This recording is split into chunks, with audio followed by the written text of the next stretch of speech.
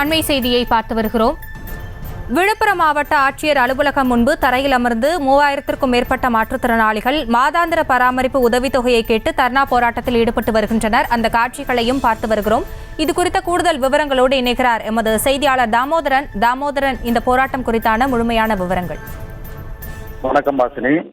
விழுப்புரம் மாவட்டத்தில் புதிதாக இணைந்துள்ள 3400 மாற்றுத்திறனாளிகள் அவர்களுக்கு பார்த்தீங்கன்னா உதவித்தொகை கேட்டு கடந்த ஓராண்டுகளுக்கு மேலாக விண்ணப்பம் செய்தும் அவர்களுக்கு வழங்க வேண்டிய வருவாய்த்துறை மூலம் வழங்க வேண்டிய 2000 ரூபாய் மற்றும் மாற்றுத்திறனாளிகள் நலத்துறை சார்பில் வழங்கக்கூடிய 1500 ரூபாய் ஆகியவை தங்களுக்கு வழங்கப்பெறவில்லை என கூறியும், இது தொடர்பாக பல முறை மனு அளித்தும் அந்த மனு மீதான எந்தவித நடவடிக்கையும் இல்லை எனவும் கூறி விழுப்புரம் மாவட்ட ஆட்சியர் அலுவலகத்தில் முன்பு தரையில் அமர்ந்து தர்ணா போராட்டத்தில் ஈடுபட்டு வருகின்றனர்.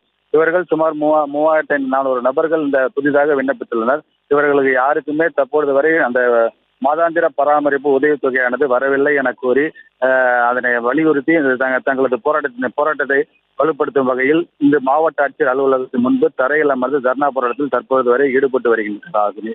இந்த போராட்டத்தால் அவர்களுக்கு சிறிது நேரம் பரபரப்பு ஏற்பட்டுள்ளது. விவரங்களுக்கு நன்றி தாமோதரன். செய்திகளை உடனுக்குடனும் துல்லியமாகவும் தெரிந்து கொள்ள சப்ஸ்கிரைப் பண்ணுங்க.